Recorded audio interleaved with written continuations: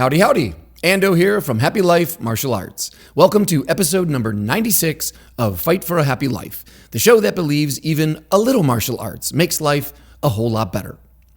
Today's episode is really a follow-up to episode number 72. That episode was titled, Are You Ready to Fight? And in that podcast, I talked about this young man who walked into the dojo one day and was calling me out to fight, wanted to test his Jeet Kune Do. I talked him down. We did not end up fighting. Sorry to disappoint any violence lovers out there, but the wise way was to walk away on that one. However, that whole episode, the theme basically broke down to preparation.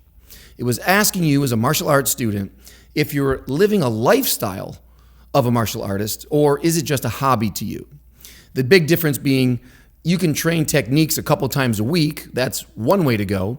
Or you can be preparing yourself at all times to defend yourself from anyone, any place, at any time. And once you go through that deep conversation with yourself about preparation, that's going to affect how you dress, how you eat, where you sit, how you move through the world, how you deal with people, how you speak. That's when martial arts really becomes your lifestyle, becomes part of who you are. And I wish that for you, because I do think the habits that you get in a martial arts context will only help you in real life, outside the dojo, outside your school. So train hard and then take those benefits and carry them with you everywhere. When you do that, you're always training. And that's the secret to being great at things. You're always training. Now, like I said, we only really talked about preparation in that episode, and I didn't really talk about how to take the next step into action. You can prepare all you want, but when the moment comes that you have to do something, if you're not able to make a decision and execute, well, then you'll just die very well prepared. You didn't do anything with those tools.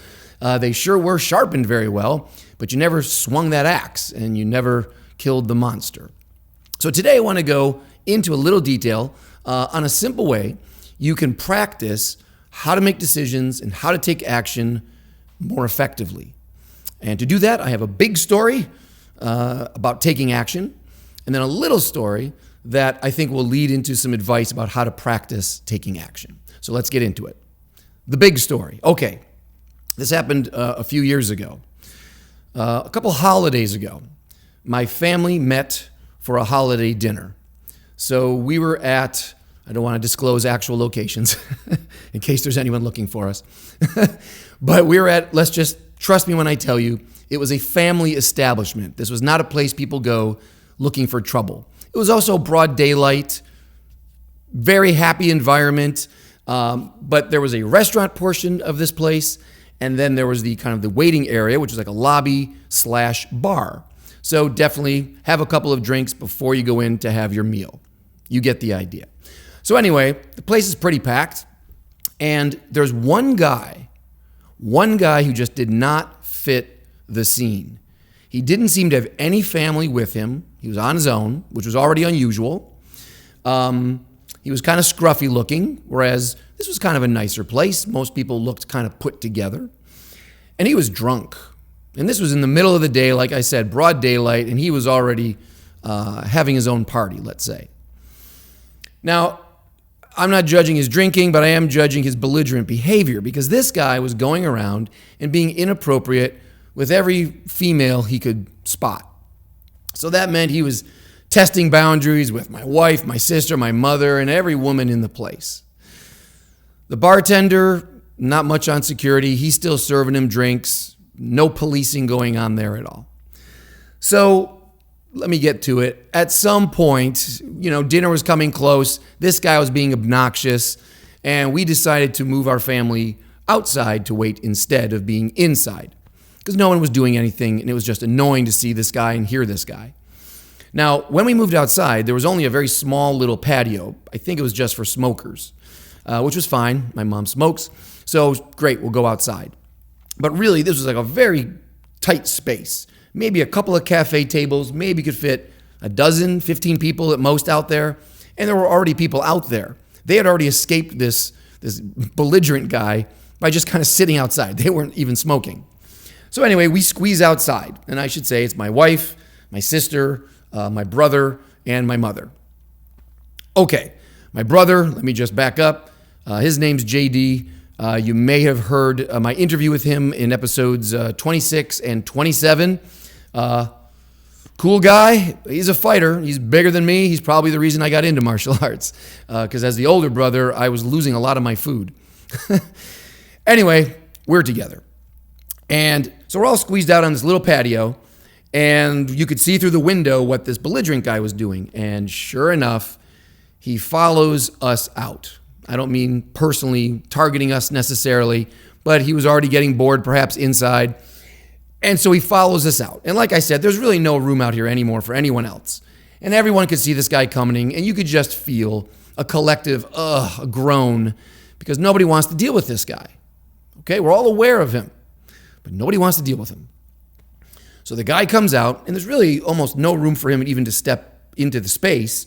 So he's kind of in the door, out of the door. Door is kind of in an awkward spot. There are people behind him. They don't want to be near him. We're just down about 6 feet over this way, 7 feet this way. And again, he's being, belligerent. He's just being inappropriate and obnoxious. So I can already feel my brother kind of getting a little fluffed up, a little bothered by this. We all are, but he's a little quicker on the trigger. And I mean that in a positive way.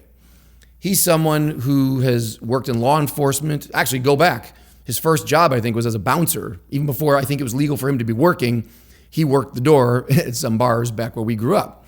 So he had done bouncing. He was a prison guard. He was a sheriff's deputy. He's been a fighter his whole life in the martial arts. So he's seen this kind of situation happen before. I have not had that career path, so I'm a little slower on the draw. Anyway, guy's in the door, belligerent. Nobody wants him there. Someone must have complained, though, inside, because finally a representative of the restaurant came outside to handle this guy.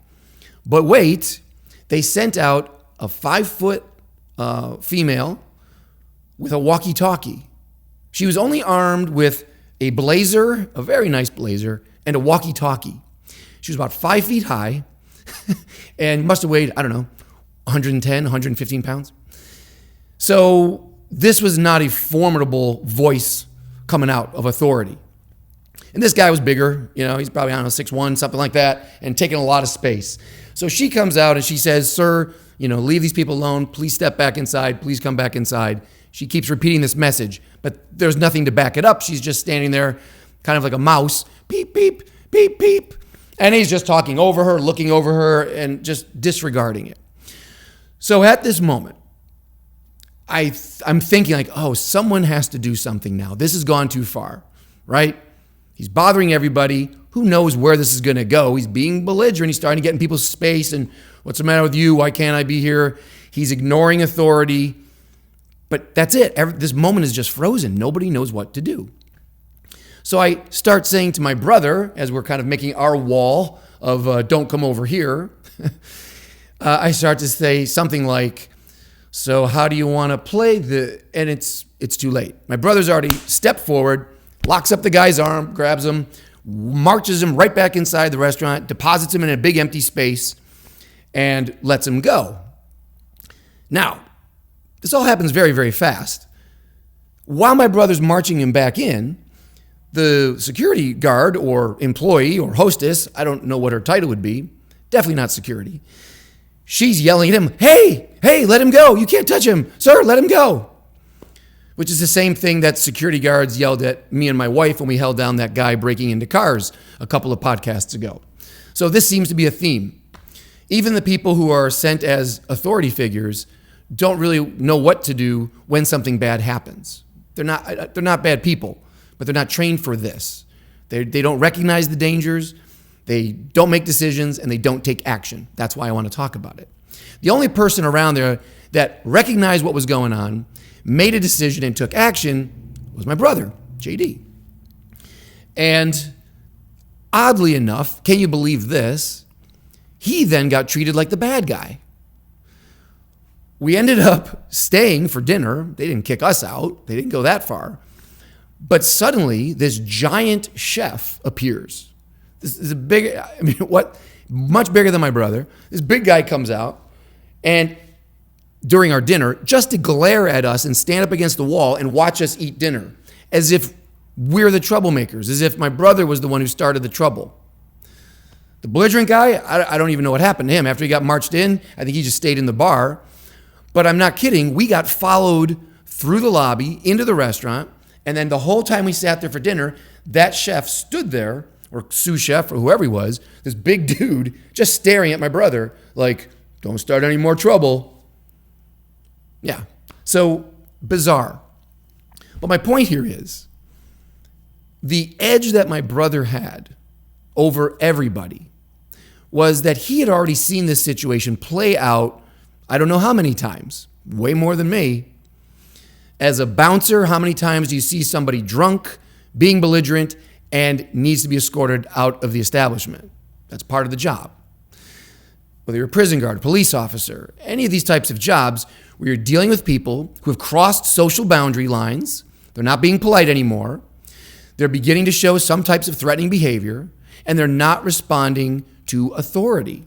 They're not listening to social cues or direct commands from the owners of an establishment or their representatives. That's a problem.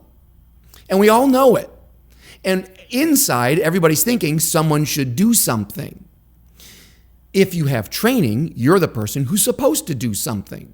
Like I said, the staff at the restaurant did not have that kind of training. There was no bouncer to be seen, except for this mystery sous chef who shows up and after the fact. Great. The only person who had a clear picture of what was going on was my brother. And the speed with which he could recognize the situation, make a decision about what needs to be done right now, and then to execute, to take the action, to grab that guy and move him in, didn't hurt him, no problem. He was the only one who was ready to do all of that. But it gets you to think, I hope, gets me to think, well, what if the situation had been even worse? What if the guy had pulled a gun? What if the guy had pulled a knife? What if he suddenly put his hands on you or someone in your party? Let's just keep playing out the scenario. At some point, everybody would take action. The question is, how far does the situation have to go before you finally say, that's enough? And again, I'm not saying you have to wait until it's the worst case scenario. Well, now he's got a gun to my head. I guess I'm going to do something now. I think a lot of martial arts make a big mistake because that's kind of where they start their scenario training. All right, you're on the ground and they've pinned your hands. Go. Well, how'd you get there? I'd like to think that with awareness, you can prevent most problems, right? This goes back to the other podcast. Just living a lifestyle of a martial artist so that you can recognize danger, sense danger, and prepare for it sooner than all the people who are not training for danger, right? Outside in that little patio, my mother doesn't train in self-defense. My sister doesn't train in self-defense. These other people apparently had no background in anything. So we're all just quiet, waiting to see what happens, even if it happens to us. So at some point, if you're a martial artist, I think you should be separate from the rest of the people in the world who don't train, because you should see danger faster, decide what to do faster, and follow up and take action faster. That is the speed that will save you and save people around you. That all makes sense, right? Okay. So now the little story. Let me tell you how I think you can practice this type of thing, because it's not easy. Most of us don't have career paths or lifestyles that encounter bad guys often. You probably don't have to raise your voice very often. You probably don't have to punch people in the face very often or wrestle people to the ground and handcuff them. Most of us don't do that. Yet, if you're a martial artist, you're practicing for what happens if all of the safety systems fail, and now you're on the ground. How do I get out of a choke? How do I choke them? But what happened to all that other stuff? All the chances that you had to talk your way out of it, or to escape the problem, or to bring in allies and try to form a coalition of some kind to overpower the other person. There's all these other remedies to the situation. But watch out for this danger in the martial arts of only preparing for worst case scenarios. That's it. because then you're only going to think like that. And the problem there is that there's a gap. There's a gap between here's you living your normal life, everything's fine, and now here's you on the ground trying to remember which technique is going to help you get out of a choke and reverse that situation and get back to your feet. This gap in the middle, that's what we're talking about today. Being able to not just see a bad situation forming, but make the decisions that hopefully can prevent it or de-escalate it. And then if you can't do that, being able to make the wise decision to know what to do and let your body move and do it, whether that means punching or running, right? Because every situation is different. I'm not here to judge your decision, but I am going to tell you that it's really important that part of your training includes decision-making and action-taking. It's not a guarantee you're going to survive. Doesn't mean you always win. Absolutely not. But I really do fear freezing up or waiting too long and then getting hurt because of it. You prepared for decades as a martial artist, technique-wise, but you didn't prepare to make a decision, to trust your judgment, to move forward with that plan, whatever it is. So now here's a little story that led me to practicing exactly what I'm talking about, and hopefully you can do the same thing. So I was here, my final days in this dojo, and I was alone in the building. It was nighttime. I was locking up for the day, and there's a window out in the back, and the only thing back there is my car and the dumpster. That's it. And sometimes it's hard to tell the two apart. So there's no reason for anyone to be back there. It's just a place for me to park my car.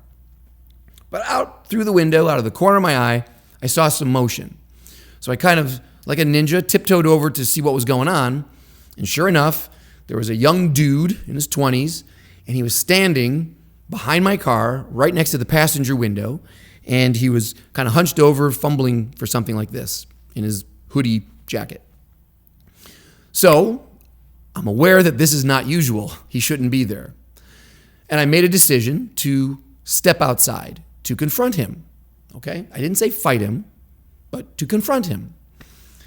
So I make a rustle with the keys that were in the door, so maybe that would scare him off. Maybe that'd be enough. That's a nice warning. Ding-a-ling-ling-ling.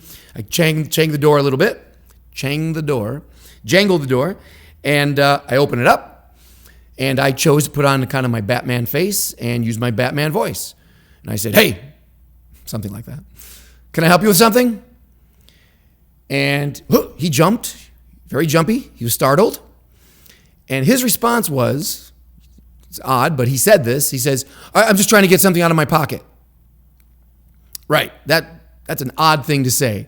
I don't care that you're trying to get, I can see that you're getting something out of your pocket. I'm not sure if I want to know what's in the pocket. I really just want to know why you're behind the building where I'm working, standing next to my car. Did you just break into the window? Are you about to break into the window? What are you doing here, man? This is private property.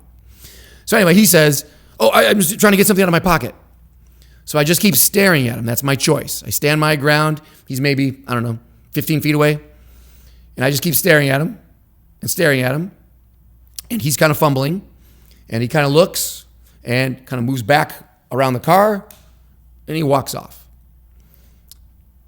Not a super exciting story, but that's the story. What happens to the guy? Well, he ends up just kind of walking over to the next parking lot, gets into a corner. I see him pull out a paper bag, some kind of spray paint or something like that. He's huffing. He's just looking for a quiet place to do some drugs. Sorry to see that, but at least I didn't get shot. So anyway, at that moment, I'm here in the dojo. I've got some punching bags here. And in that moment, I recognized whoa, okay, hang on a second. My heart's beating a little bit faster. I had a little bit of that feeling in your stomach because I don't know what's going on here, trying to figure this out. And I realized, as always, this is the best moment to practice right now. It's the end of the day. I'm already tired. I already taught Zoom classes for the day. But I know that this was a lesson. So immediately, I start playing out that scene right there in that parking lot where the guy was standing. And I just start walking it through again. How did I come out? How was I standing? What was my tone of voice? What was the effect? And would I have done anything differently? In this case, everything worked out fine, so I was happy with my choices. But as I was standing there in the parking lot, I realized, you know what? I never really looked over to my left. He was on my right. Door was there. I never really looked this way to see if maybe he had a buddy. Maybe there was a group of these guys doing drugs. I didn't really notice that. So that pointed out to my, you should have a little more awareness. If you're going to step out and do that, I should also be scanning the area. So that was just a good, in the moment, little quick lesson like, don't forget that. The other things I felt pretty good about, I was watching him closely. I was very careful about watching his hands in case something came out. But again, I got lucky, nothing bad came out. But in that moment, while I still felt that vibe, I imagined what if he had a knife? What would I have done right from here? Well, I'm still holding the door and I can feel it. All right, if he had a knife, I could have shut the door, tried to lock it really fast. That's one option. I could have shut the door, run inside, gotten a weapon, defended myself. Maybe I could have done that. Could have jumped inside, called the phone, called the police. I start running through options because that's what training is. I'm running through options. What if, what if, what if? After I got kind of done in the parking lot, trying to figure out, where else could I have run? Could I have run out this way? Where were the next escapes? Could I have made it to that corner of the parking lot? Could I have scaled that wall if I needed to? If he had started shooting, what's the closest cover I could have gotten in between me and him? Just playing that stuff out. But then the next level of this was I locked the door and I came back inside. There's a mirror here and I got my bags. So then I just started rehearsing, again, the same situation, but with lots of different endings to it. I went over to the mirror and I practiced. I do this a lot when I teach, especially with the little kids, using your voice to set boundaries. But delivering it to this guy at that moment, I thought, let me just rehearse it again. So went into the mirror, started using my Batman voice a little bit. My voice, right? Don't make it your Batman voice, make it your voice. Practice saying different things. Back it up. You better back it up. Say whatever you want. I'm going to call the cops.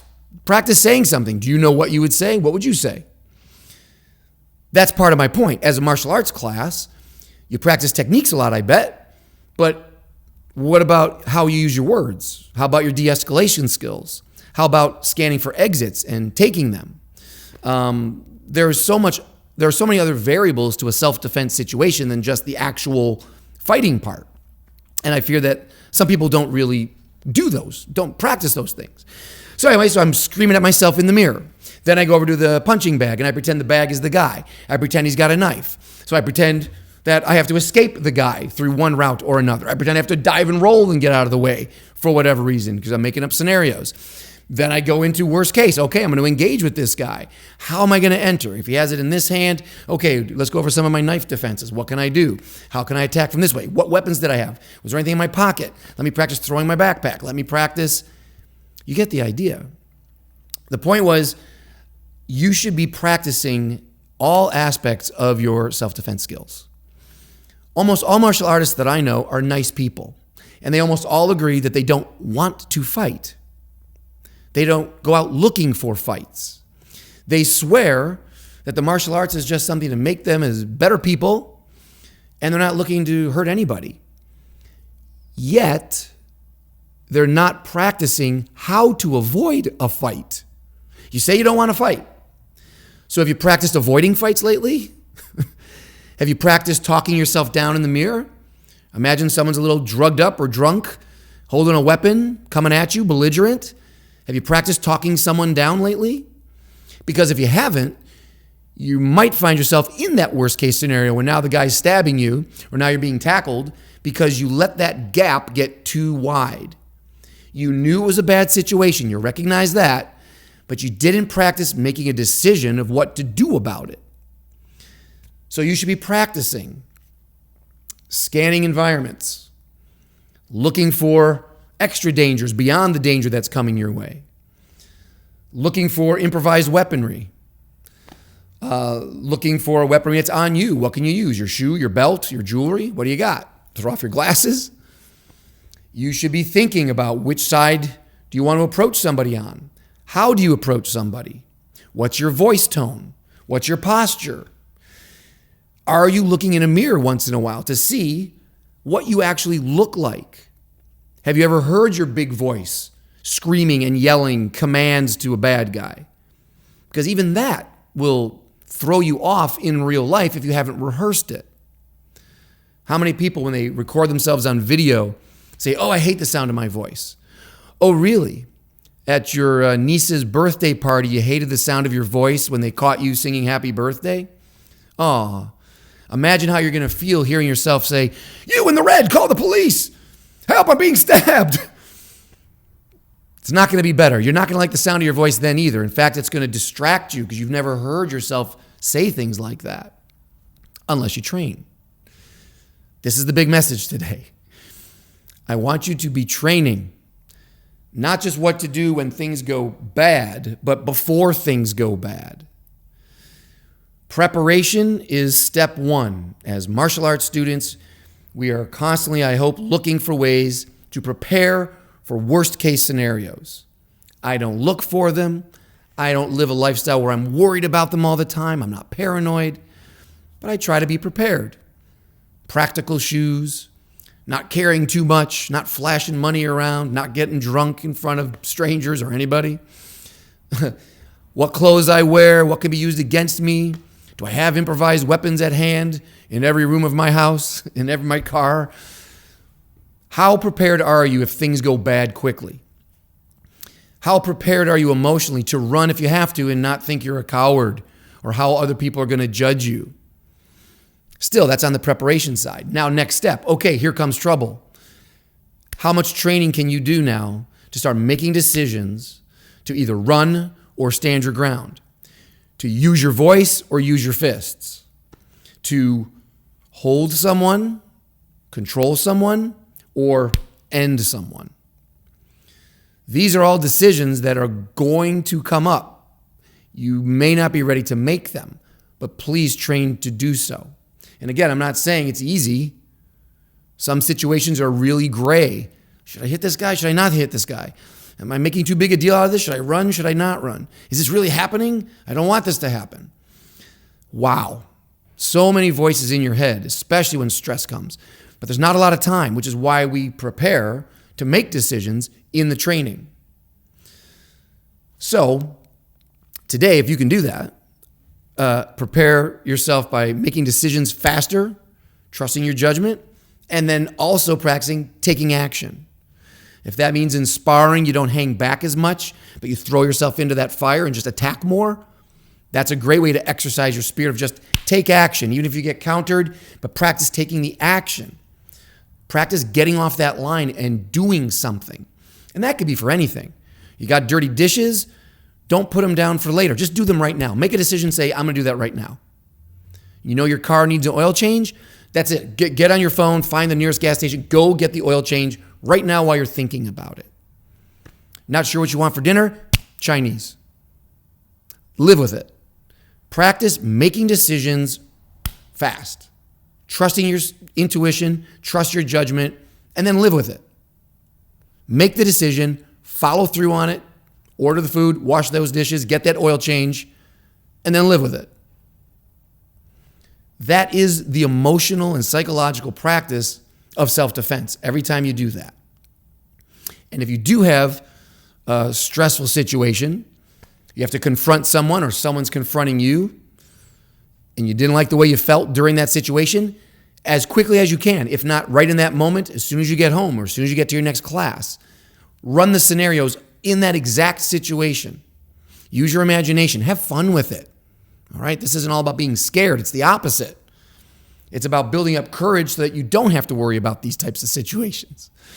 That I know the next time this happens, I've practiced this. I'm used to hearing my big voice. I have some ideas of what I can say. I've seen my body take these positions. I know what it feels like to run. I know what it feels like to fight. This is the benefit of training. And this is what I hope you'll carry with you everywhere you go. So that's the big message today. It's not enough to prepare. You also have to practice making decisions and taking action. So many martial artists worry about the speed of their technique. How fast can you punch? How fast can you kick? But those things are not going to save you if you're not fast in your decision making, if you're not fast in getting off that line and taking action. compared to your friends who don't train, compared to your family members who don't train, compared to strangers who don't train in the martial arts, you should see trouble coming sooner than everybody, faster. You should be able to make a decision about what to do for safety's sake, for survival's sake, for protection's sake, faster than everybody around you. And you should be off that mark, either running or fighting or speaking up faster than anyone, because that's what you do. You're a martial artist. That's the lifestyle. So I hope that will show in everything you do. Be a decisive person who has a reputation for taking action. You don't just talk about stuff. You don't wait around hoping someone else is going to do something for you. You do things. You say you're going to do it, and you do it. And even if it blows up sometime, and even if it's a mistake sometimes, well, hey, that just means you learned your next lesson faster than the next person who didn't do anything. While everyone else is waiting and worried, you took action, you learned from it. So now the next time that you make a decision and take action, you'll be wiser. Don't let a worst case scenario be the first time you made a decision and took action. Let your training guide you to make lots of decisions and take lots of action in every part of your life. Preparation, decision, and action. Train all three, and I think that's a heck of a formula for a happy life. All right, enough preaching, time for practice. Let's make a deal. You get up right now, I'm going to get up right now, find a mirror or find a bag, and start practicing some scenarios. Start closing that gap and start making some decisions and taking action. Until I see you next time, my friend, smiles up. Let that smile be your shield and your sword. Keep fighting for a happy life.